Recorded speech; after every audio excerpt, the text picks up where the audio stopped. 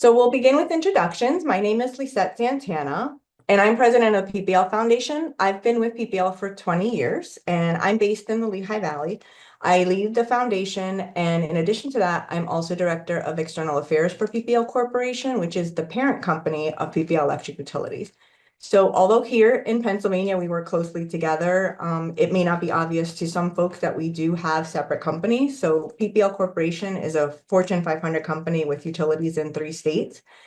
In my role at PPL, I develop and oversee community outreach programs, as well as guide and report on our company's sustainability efforts and our media relations. And this includes working with various teams throughout the company, including our sister utilities in Kentucky, Rhode Island, and Virginia. And my role in the company, it is a very rewarding job that I do because we're able to support the amazing work that so many of you do in the communities that we serve. And we get to see all the amazing work that you're doing to make our communities better. And with that, that's my introduction. I would also love the rest of the team to introduce themselves, starting with Jane George, who's Manager of Government Affairs and Special Projects for PPL Electric Utilities. Jane? Well, thanks, Lisette. And good morning, everybody. It's so nice to have all of you join us. And we really, as Lisette said, we enjoy working with every single one of you. So thank you for everything that you do. It makes us so happy and proud that you support the community in such a meaningful way. As Lisette said, my name is Jane George. I know many of you. I do serve as a regional affairs director in addition to working on government affairs and special projects for the company. And so as a regional affairs director, as you know, there are 4 of us. We are down 1 right now. We're going to be recruiting for a regional affairs director in the Northeast portion of our territory, but I serve the Southeast portion, which would be Lehigh, Northampton, Carbon, Schuylkill, Montgomery, and Bucks County, excuse me. So if you are in those areas, I hope that I already know you. If I don't, please send me an email and introduce yourself. I would love to come and visit your organization and see all the great work you do. One of the most rewarding things that I know as a regional affairs I get to do is to visit our nonprofit partners and be able to see all the great work they're doing. Lisette and I did a lot of those visits in December, and it was especially meaningful because it was in December, and then to be able to see all the great work that all of you do every day. So again, thank you for taking the time to be a part of this. Feel free to call me anytime if you have a question about your grant submission, and we appreciate everything you do. Thanks, Lisette. Jonah? Morning, everyone. My name is Jonah Howe. I'm the Regional Affairs Director in PPL's Northwest region. Really appreciate everyone taking the time to join us today. And I office in Lycoming County, but would be happy to come out and meet with you and learn more about your organization if I haven't already connected with you. Kelly? Hi, everybody. So just building on what Jane and Jonah said, I am the Regional Affairs Director for the Harrisburg-Lancaster region. I just took a glance at the participant list. I think I know many of you in Harrisburg and Lancaster, and I know many of the people on the call. So really happy to see your names, really happy to see you here today. I'm based out of Harrisburg, but just as Jonah and Jane said, I am more than happy to come out anytime, visit your organization, call me, email me anytime if we don't know each other, and really looking forward to talking to you today. And Kathleen is getting more involved on the foundation side of things, helping me out with managing our grant program. So I want to make sure folks know who she is. And hi, I'm Kathleen Oswald, Senior Corporate Relations Specialist based out of Allentown. I do all things volunteering, our United Way campaign, and all the goodness in the community and helping all of these this great team. So I'm looking forward to working with all of you more, and I hope you enjoy your session. All right, so kicking this off, as Lisette had mentioned earlier, PPL is a family of companies, and we have more than 3.5 million customers and 6,700 dedicated employees between Pennsylvania, Kentucky, and Rhode Island. So PPL Utilities, we provide electricity and natural gas to power our customers' lives. And collectively, our companies contributed more than $14 million last year to support communities and our employees volunteer thousands of hours annually to make a difference in our communities, and we're very proud to do that. So as far as serving Pennsylvania communities, here in Pennsylvania, PPL Electric Utilities is focused on delivering safe and reliable electric service for our more than 1.5 million customers. So we do everything from clearing vegetation around power lines, and we're replacing our aging infrastructure with stronger poles and wires, to installing state-of-the-art smart grid technology. Our reliability investments have made a significant and positive impact in the communities that we serve. And today, our customers experience 30% fewer outages than they did 10 years ago. And I just want to say that again because it's something we're very proud of as a company, and it speaks to our reliability. 30% fewer outages our customers are experiencing than they did 10 years ago. And our investments in the future have already helped more than 1 million customers avoid outages altogether just in the past 5 years alone. So from industry-leading downed wire safety and pole inspection technology to our use of grid automation to enable customer connections for renewable energy, we are regularly deploying innovations to improve safety and keep the lights on for our customers. And that's the most important thing that we do. And we are proud that giving back to our community has been one of those key values for our company throughout more than 100 years. We've existed over 100 years. We've been serving and in the communities for over 100 years. And each year, it's really important to us that we are empowering people and initiatives across our territory through volunteerism, direct investments, and in those organizations that support education, sustainability, and diversity. So just to kind of, we did this when we introduced ourselves, but I think this is a really nice map, a nice visual to kind of show everybody what our 29 county service territory in eastern and central Pennsylvania actually look like. So from Northeast PA to the Lehigh Valley to Harrisburg, Lancaster, all the way up to Williamsport, we are supporting our communities. Some of these are big communities, some of these are smaller communities, but we're always working to ensure that our community outreach programs are as inclusive and accessible as possible. That's extremely important to us. And because of how large our service territory is, you can see that it's divided out into 4 regions. So the 4 RADs that we spoke of earlier, our grant review process actually follows this model as well.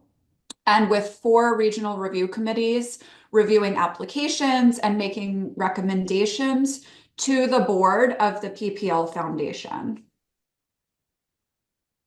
And I just want to talk quickly about how we give back.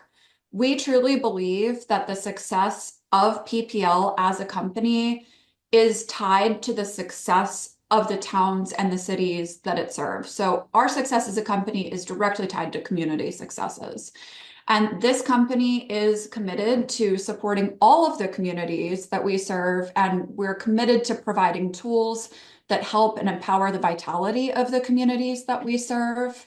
And one key way that we support the community is partnering with many of the nonprofit organizations. So all of you on the call that are here today, that you're all working to better the lives of the people in our regions and the places that we call home as well. And the PPL Foundation has made more than $6.5 million in annual charitable contributions.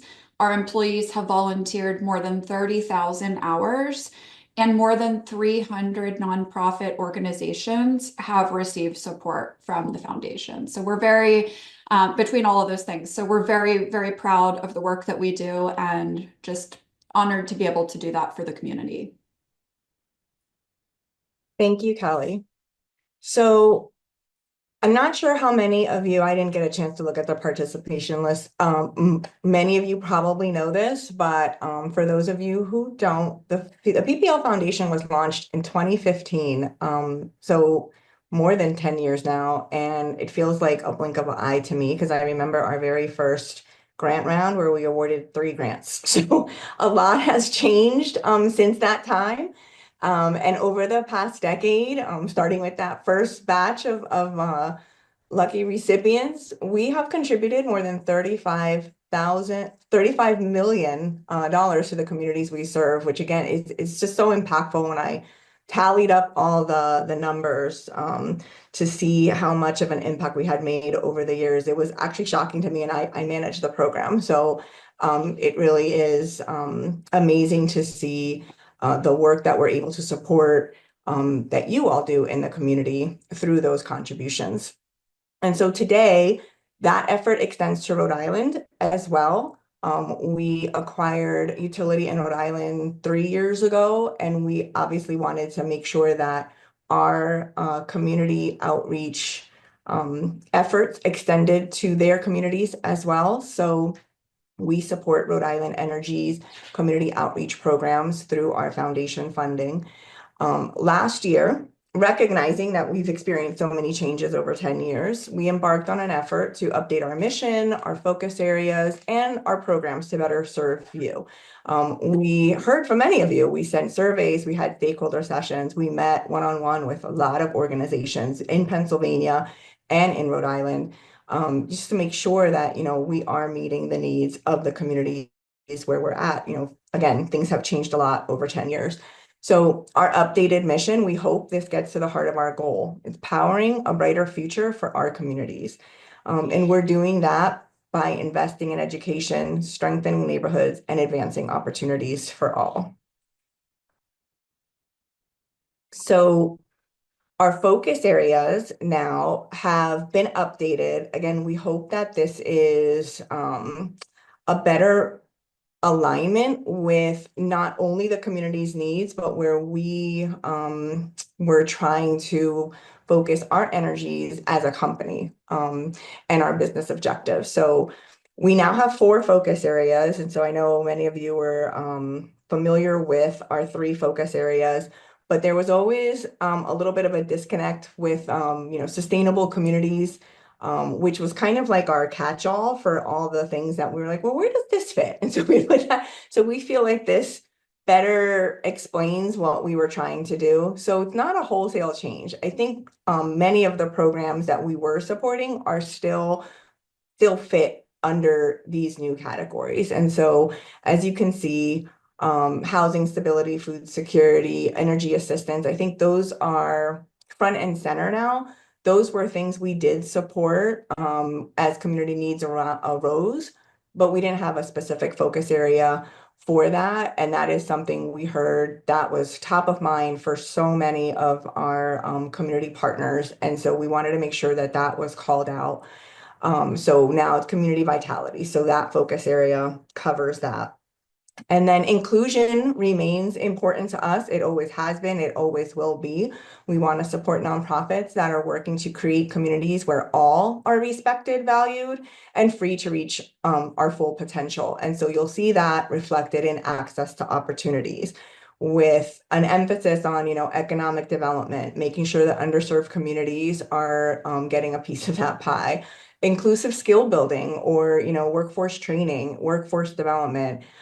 Anything really, any program that enhances access, make sure that we are being inclusive of those opportunities is something that would align with the mission of that focus area. Resilience and sustainability covers our partnerships with environmental conservation organizations, neighborhood improvement programs. This also includes emergency preparedness. As a utility, that is something that we are uber focused on. I know, I'm thankful that the RADs were able to be on this call because I know we're prepping for yet another potential snowstorm this weekend. So we are almost always preparing for some sort of emergency. And then disaster relief, again, those are kind of one-off things, but I wanted to make sure people knew that that is something we support every year. In the communities that we serve, we have our utilities are part of a program called mutual assistance, which it's actually nice to work in the energy industry because we're very collaborative. We don't compete with other utilities. We actually share resources and help each other. So that disaster relief comes in the form of, maybe it's contributions to the Red Cross, if there's a big community fire, but it could also be sending crews to Florida to help with restoration efforts during a hurricane. So it really is different ways that we're able to help the community through disaster relief funding. And then obviously education, that remains a key focus for us. That really has not changed much. STEM programs, literacy, career pathway programs, college readiness, those are all still very important pillars for our education focus area. And I think the biggest change for many of you will be our grant program. So if you have submitted a grant request to us over the past, I guess, 4 years or so, you would remember that we had three focus areas, 3 grant programs, 1 for each focus area. So we heard feedback from many of you that was a bit of a challenge trying to keep up with 3 different application cycles, trying to figure out like which, focus area best fit your organization. And so we're trying to simplify that for you. And instead of having 3 applications throughout the year, we're going to have 2 cycles, one in the spring. The spring one opens February 1st and one in the fall. And we'll go over the timeline a little bit more in depth on the next slide, but we think that that'll simplify things a little bit. And all of our grants are going to be called Empowering Community Grants, and both cycles will accept all of the focus areas. So whether you are, an education focused organization, with like a college readiness program or something like, an organization that works on economic development, you can apply in the spring or in the fall. Really, that depends on what best fits your fiscal calendar. I think that is how organizations determine that. This helps us align better with how we run our foundation programs in Rhode Island, as well as our sister utility in Kentucky. So they do a spring and a fall, all focus areas accepted at once. The other change that you'll see is that we've capped out our grants to 20,000. So we had a cap previously of 50,000, and it was misleading because we barely ever awarded grants of that size, unless it was like a special project or an invitation only, or some community initiative that we wanted to support. They were very, very rare, and so we want to help level set and make sure that people understand like the funding restrictions that we have. So 20,000 is the cap. I think that'll increase the average, which in the past was like 5,000. We're probably going to be awarding fewer grants each year, each cycle, but they'll probably be slightly higher than the 5,000. And the reason I say that is because we're going to be awarding only 1 grant per organization per year. So that is another big change.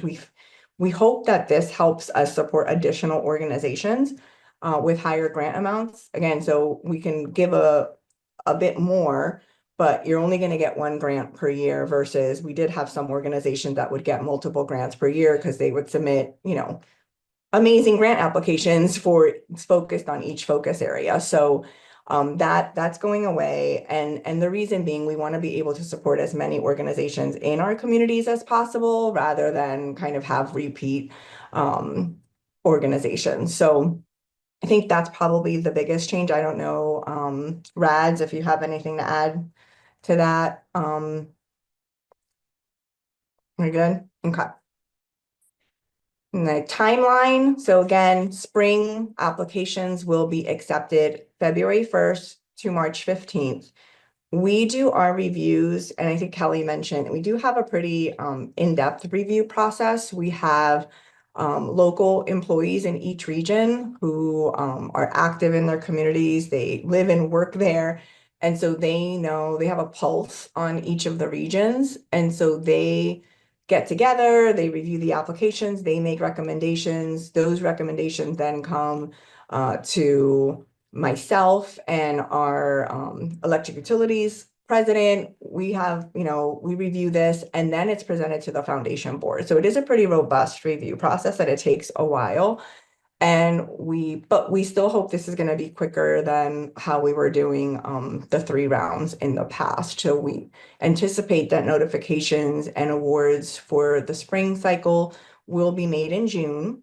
And then in the fall, applications open August 1st. Deadline is September 15th. That doesn't really change from before. Reviews and approvals through October and November, and then awards and notifications made in December. So I do want to also note that our total grant funding for the year is $1 million.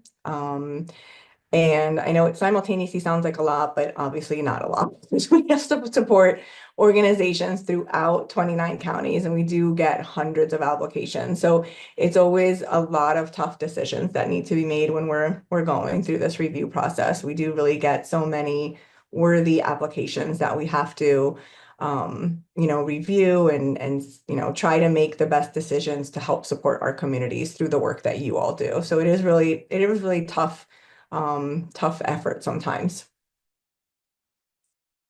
I also want to mention that we do have some other funding opportunities, a little bit more limited than the foundation grants. So EITC, for any of you on the phone that on the webinar that are EITC eligible, I strongly encourage you to apply in that round. Those applications are accepted from June 1st through July 15th. And that is through PPL Electric Utilities. So we do support that. We participate in the education improvement category and the pre-K scholarship category. We do not currently participate in the scholarship category of this program. So that means schools aren't eligible to apply. But that is our least competitive grant program because I know it is such an onerous process to become EITC eligible. So if you have gone through that process, kudos to you. And please, I encourage you to apply in the EITC round. And then we actually have to apply as well to the state. So it's never a guarantee, but we still ask that you apply. We have to apply to the state. We usually get our approval in the fall, depending on what's going on. Sometimes it's a good budget year, sometimes it's a bad budget year, but it's never really a guarantee. So I just want to, put that caveat there as well. And then I do want to mention we do support a limited number of events and programs in each of our communities through sponsorships. Now, this is a much, much smaller budget for us. We're not able to accommodate as many requests as we'd like, obviously, but we do not, just because of the nature of these events and how many they are, we tend not to do golf tournaments, 5Ks, walks, and things like that, just because there's just too many to accommodate fairly. But if you do have a question about whether your event would qualify, your best bet is to reach out to the local regional fair director in your area. If you are an Allentown or Bethlehem organization, you can contact me or Jane George. I handle the sponsorships for the headquarters region. So, either one of us, you reach us, we talk to each other every day. So we'll be able to answer your question. And again, for those of you who might be new, I just want to reiterate how to apply. So we do have a URL, pplcares.com, that takes you to our main page for Pennsylvania grants. And so that has a lot of information that should be, as of today, updated with this new information that we shared with you today. But if you scroll down to the frequently asked questions section, there are several tabs with drop-down questions, really be able to answer a lot of the questions that you may have if you are new to applying to a grant. But that is also where you would find the access link to the portal. It's pretty intuitive. If you haven't done it yet, you set up a profile, you link to your organization, and you'll be able to apply, save the application, do what you need to do. And that is for both sponsorships and for all of our grant programs, whether it's a foundation program or a corporate sponsorship or EITC. So all of those go through the same portal. And so I think we will open it up to Q&A. That concludes our formal presentation. We do have plenty of time for questions. So Jane, I'm going to let you take over if you see anything in there that we need to answer. Sure. Yeah, let's take it away. Okay, so we do have a couple of questions, and so continue to keep them in. So I'm going to kind of review all of them in case others have these questions as well. So the first one, does the one per organization include EITC grants? That is a good question. So I think no, that because they're separate buckets, they're different budgets, right? One is a foundation grant and one is from our corporate coffers, if you will. And so they are different budgets. So that doesn't really apply. But I will say we do tend, when we're reviewing things, if we get a foundation grant request and we know that that organization always gets an EITC grant from us, we're probably going to lean to funding an organization that is not EITC eligible, only so that, again, we're really trying to make the most of our resources as possible and be able to support as many organizations as possible. So it's not out of the realm of possibility that you can get both. But you know, if you are, that's why I tell people, if you are EITC eligible, please apply in that round. And if you do have questions, kind of want to walk us through, you know, the programs you may have, you can definitely give us a call. I know some organizations have very specific programs that are EITC eligible and then request funding for other things through grants. So that's, again, everything's kind of like case by case.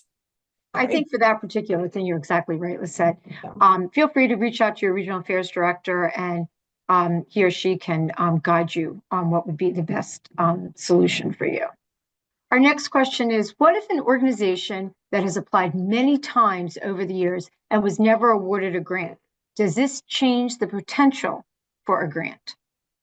It depends on what the organization is. So I know there were some organizations that maybe had a focus on housing or food security. They wasn't one of our focus areas, so we probably wouldn't have funded that in the past. So it's possible. I'm not sure without knowing more information. Again, I think really a lot of this is please call us.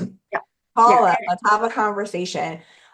We don't want to waste your time, right? Like we don't want anyone wasting their time because we know it's a lot of time and effort. Everyone has, you know, they're short staffed.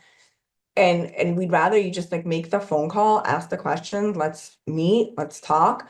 We can help guide you. Maybe it is the right fit, maybe it's not. So I think really that's the key there. And again, call your regional affairs director.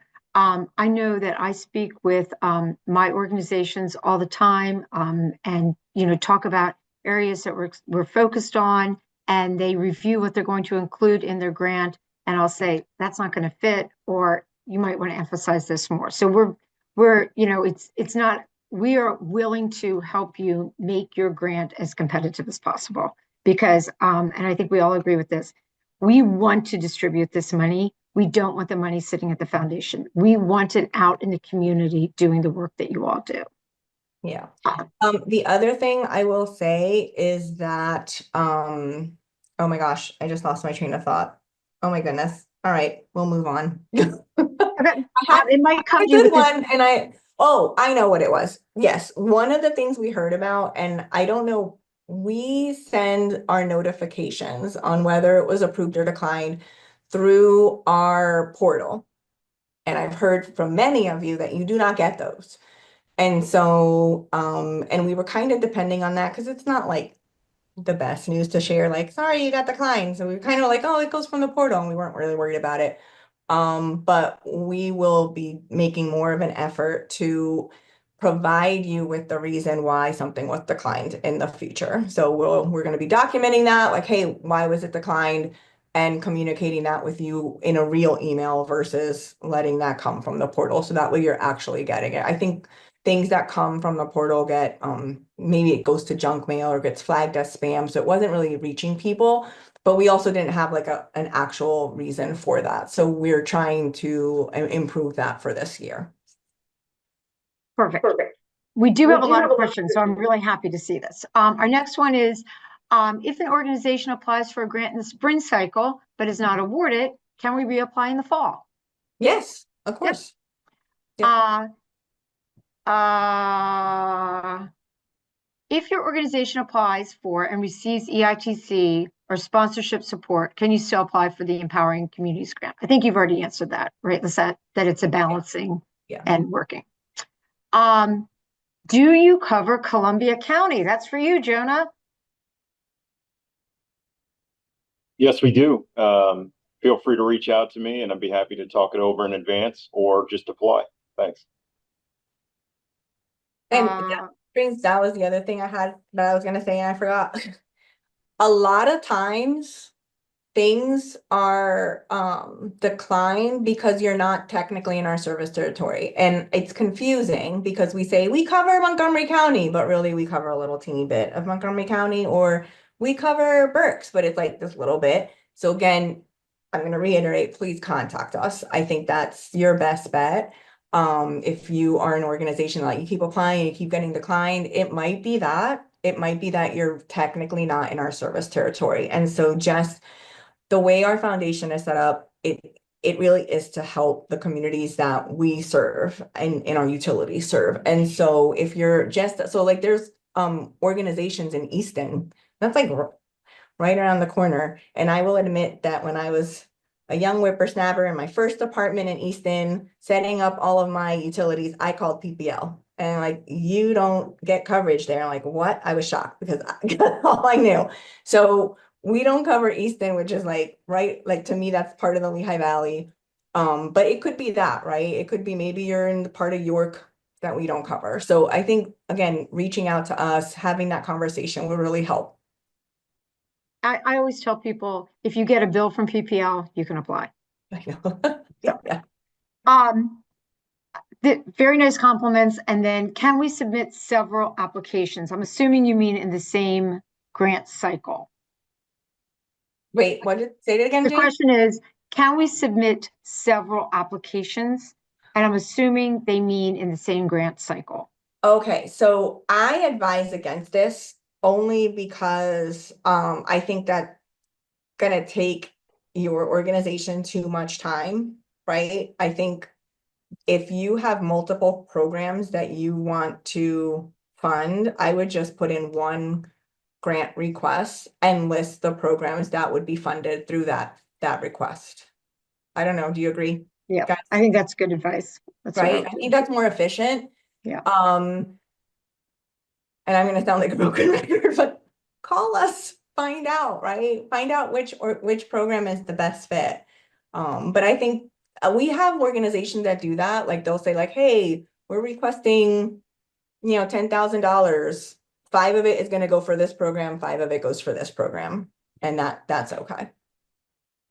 And then the next one, again, this is for you, Lisette. Can you please speak to the reporting requirements for the new grant cycle process?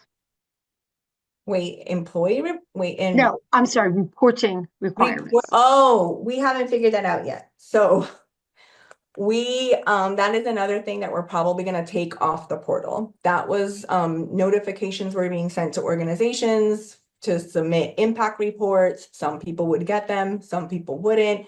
Everyone would be worried about, oh my gosh, I didn't do this, or I didn't know I had to do this. And so we kind of stopped it from the portal. We're probably going to restart it up this year, but you'll basically be getting an email again from one of us, from a person that will say, hey, it's been 6 months since you received a grant. Can you please submit an impact report? So stand down for now, but yes, that will probably be something we roll out later this year.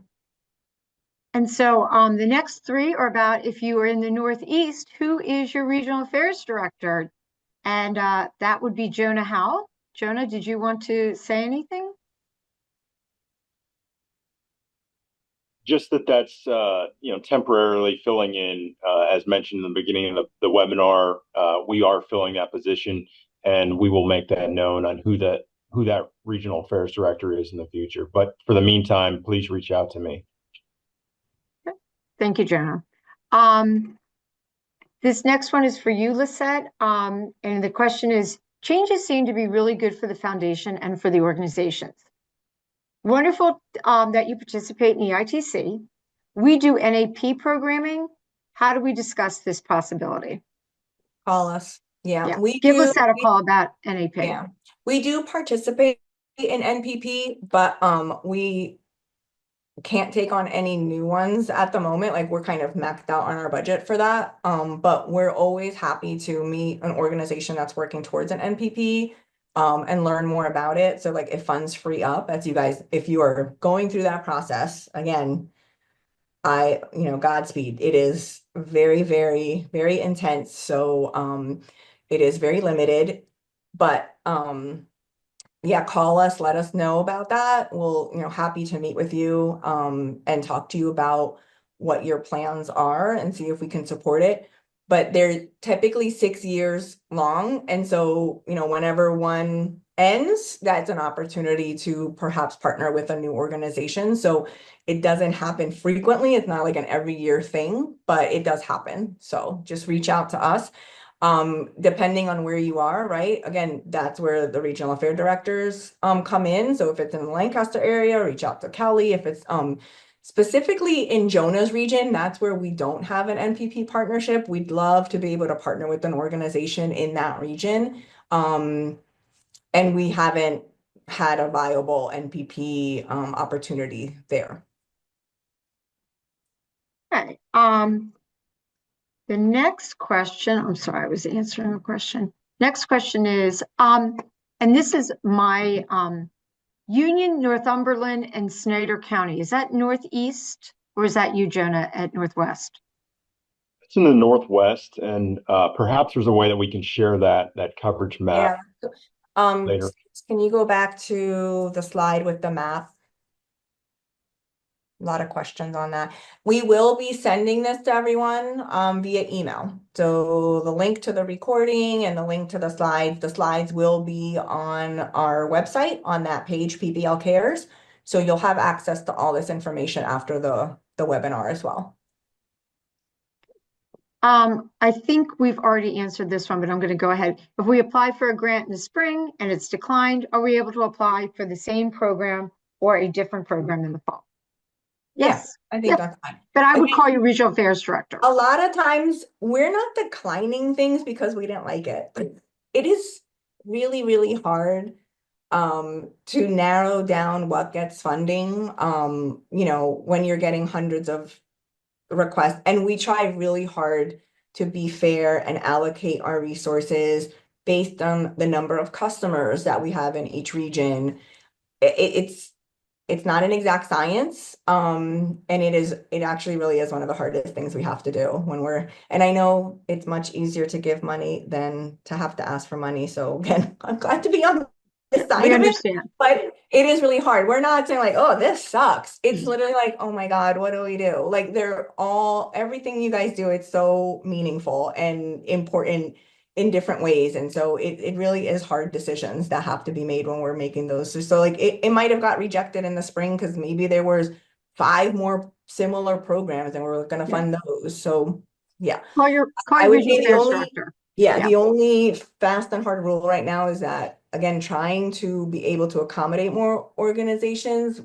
If you got a grant in the spring, don't apply in the fall because you're not going to get a repeat. This is a really good question, this next one. If our organization is spread across multiple regions within different counties, with the new process, should we still be choosing a region to specify in our application, or can we include multiple regions in one application?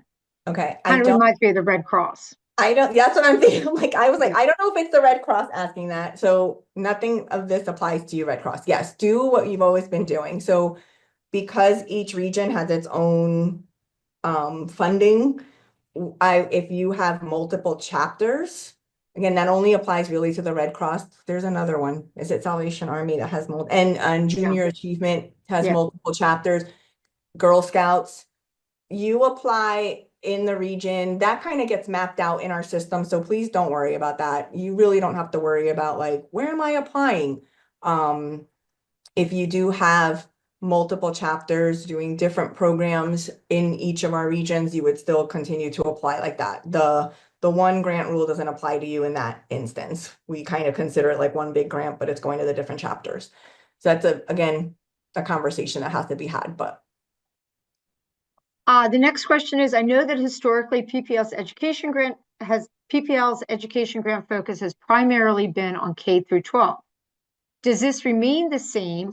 And if so, would a college administered program that focuses on incoming students' academic success and community building be eligible or welcome under the college readiness focus? So we still focus K through 12. When we do support college programs through grants, it's usually Readiness. something like Yeah.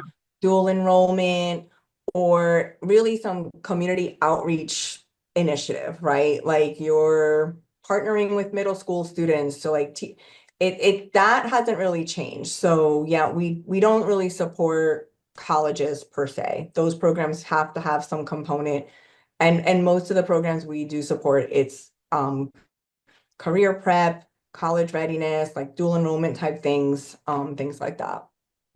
Again, we're happy to find out, like, hey, we want to have those conversations. Yeah. This again goes back to the balance answer. Does one grant award also include sponsorship? Wait, no, that's a different budget, and it's a much smaller budget. Yeah. Really, And again, I think it's balanced too. I think the regional affairs will weigh that against whether or not they got funding from other buckets as well. okay, yeah, So it's the balance. okay. Is the $1 million in available funding split evenly between fall and spring deadlines? I mean, I was assuming it was going to be. That's how I was, but we haven't, this is the first year we're doing it. So yes, I'm just gonna go ahead and say executive decision. Yes, that's how we're gonna do it. I think that's cleaner. Yep. It seems like a lot of the DEI focused grants are being closed or shifted across the region. How can organizations focused on serving marginalized communities stay competitive? I would say, again, the programs that we were supporting through our Powering Equity grant program, we mostly focused on things that were enhancing opportunities for underserved communities. So I don't think that changes through our new, I think it's just different language. This is the climate we're in right now. I think the programs that we were supporting was like workforce development programs. It was access programs. I don't think it changes in terms of what we were supporting and what we will continue to support. Let me dismiss that one. If we apply in the spring and it is awarded, can we apply again in the fall and potentially be awarded for something else? No. No. Yeah, I would say no. That's a clear no. Yeah. When applying this year, can we apply to either cycle, or do we need to be mindful of when our last grant was received? No. Yeah, because we're starting over, right? Yeah. And I think for everyone, if you're still on the call, I think the most important thing for you to think of like how your budget runs, right? Like, would it be helpful? Like, are you planning programs for next fall that you need funding for and you'd like that funding in June? Or are you thinking further ahead and need funding for the next fiscal year? Then maybe you apply in the fall. Yeah. This next one is a very good question.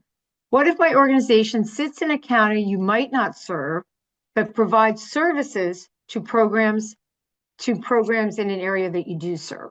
So in that case, and we do have a couple of organizations like that, what you do in the application, one of the questions it asks is, what county are you serving? I would just answer that with the county that the program is focused on. So we do have one organization that's based in Erie County, but they do work in Lycoming. So they just put Lycoming County. And like stated in the application that like, hey, we're applying for the Lycoming chapter and here's how, here's what we do. So that's not a problem. And I think that's If important. you're, and if you're new to us, right, and we might not be aware of that, just call us and let us, we'll figure that out. Because there are a couple organizations that, I know work outside the region, but are serving folks in our region. So. And I think that last point you said, Liz, that's really important, that when you're doing the application, it's important to put the county, because the system won't let you apply if you don't put it in one of the counties we serve. Yeah. This is another one for you, Lisette. Does PPL donate to capital campaigns? We do not. Now, of course, there's exceptions to every rule, but we do not. We also don't do multi-year campaigns. So, if you get a grant for us this year, that doesn't guarantee you're going to get a grant from us next year. Now, again, if your program, there are organizations who have been getting funding from us for the whole 10 years because your program perfectly aligns with our focus areas, you're good partners, the program has a great track record, we want to continue supporting that. But we do ask that every every application, we treat it as a new application. So. Are grants spread equally across all regions? I think you kind of answered that. They are not. And the reason being, again, we try to be objective in our funding. And I don't know who's still left on the call, but back in the day, I'm at that age now, and I was like, back in my day, but before we actually started the foundation, like most of our funding was going to the Lehigh Valley. That is just the truth. And so what my mandate when I was given this role was like, fix that. And so one of the things we did was like, hey, we decided, like, we made sure that each one of the regional affair directors and that they were ensuring that their regions had a fair shot at funding, right? And so we continue to evolve that. Our formula now is really based on the customer count, like how many customers do we have in each region, because that's who we're serving. And so truly it's Southwest. So Lancaster, Harrisburg, you get the biggest slice of the pie. It's no longer the headquarters region just by virtue of being, PPL being based in Allentown. Most of our funding is direct, the majority is directed to the Southwest region. And then the other regions, again, getting something that is aligned with the number of customers, the population count. So it's just, again, not an exact science, but that is how we're currently making sure that allocation is fair. Because it wouldn't be fair to give all the funding in the Lehigh Valley just because we're based here, or, everything going to the Southwest just because that's where most of our customers are. So we do try to be fair about how we allocate that funding. Thank you, Lisette. The next one is, I think you answered this already. Is there any potential to apply for a multi-year funding opportunity partnership under the new guidelines? Yeah, so again, we don't do multi-year funding. We just tend not to want to be into that kind of commitment. We never know what's going to happen next year and what, the tides may turn. So that's something we tend not to do. There are special exceptions, but those are exceptions and very rare. Okay. And we're down to 2 questions.